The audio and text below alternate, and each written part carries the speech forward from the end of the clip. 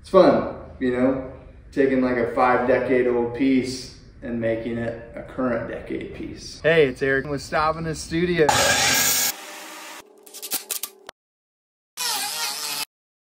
Memories around a table. So this could collect dust in the garage forever because you just can't throw it away.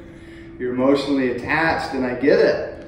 So many memories around this table. So many games were played. So many tears were shed. Oh my gosh. Anywho, can't throw it away, so it just sits somewhere and rots until you have to throw it away. So, very excited that I have my hands on this. I'm gonna take the old, do some magic. Hard to believe this was a table, but it's a toy chest for, upcycled toy chest now for kids. And I think about kids all the time and fingers. I remember as a kid just getting nailed, but check this out. Just kidding. Isn't that awesome? And it holds itself up. Thank you, Rockler, for whoever made these. Quite a bit of usable wood here. So I love upcycling. It's fun too when you take it apart. You'll see that's the first step. So I'll take it all apart, figure out how many board feet I have, what kind of projects I can do. I've already done some math, so I have a good idea what I can use out of this. To figure out how many board feet I had, I just took the thickness times the width in inches times the length in feet and then divide it by 12. That would give me most of board feet, usable board feet. And the tabletop was actually where most of it came from.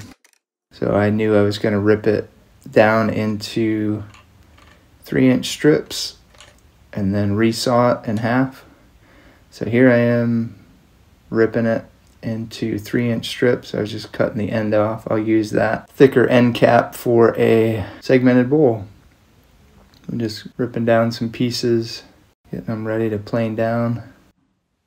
I'm trying to get as much usable lumber from the table as I can.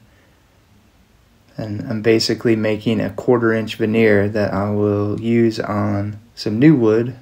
I use some plywood as the core for my toy chest. Here I'm just resawing on the bandsaw. Just set the stop up and run the blade right down the middle. Just cut right through half the board. And then I'll take it to the planer and plane it down to 1/4-inch thick.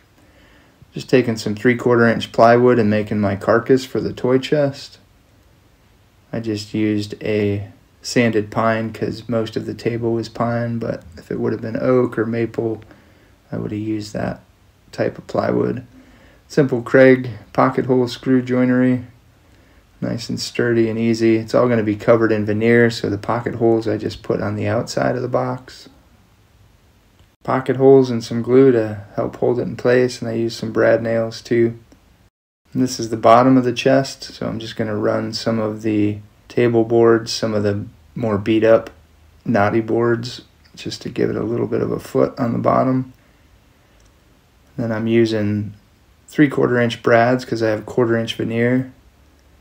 So just gluing down strips of the actual table onto the new carcass, and then using 3/4-inch brads that I will fill with Timbermate at the end, sand and stain.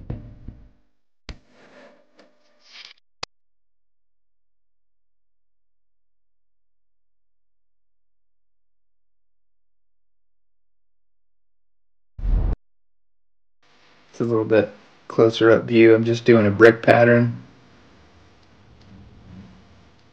See the 1/4-inch veneer, glue and brad. Works pretty slick, goes pretty fast. Looks beautiful. And then when I'm done, I will frame it out, give it kind of a shaker style look.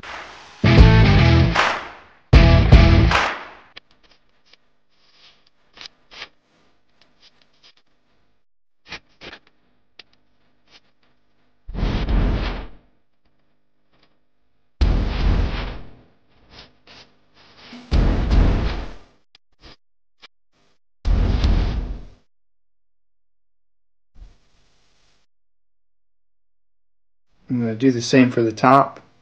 I'll leave the bottom of the top just plywood that will stain, but I will put the 1/4-inch veneer on the top of the chest, just like I did on the carcass.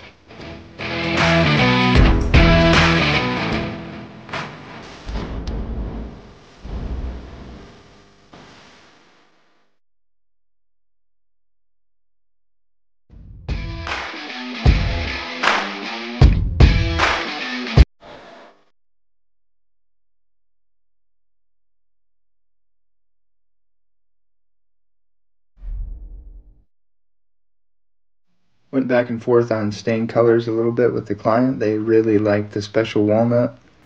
So I just took some of my cut-off pieces, actually veneered some cut-off plywood, added the table scrap pieces, and the timber mate, because I wanted the client to see the nail holes and how they stain a little bit darker. But the color turned out beautiful. Love it. Gives it kind of a modern rustic, maybe. I like this shot of the studio. There's so many potential projects there.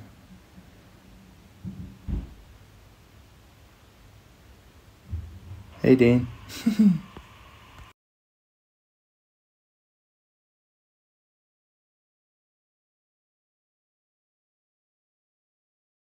Ready? No, just kidding. I don't think I can do it. Maybe. Let me try. Oh, gutsy sucker. And he's like, oh man, where's my... Oh. I don't think... I really don't do that one.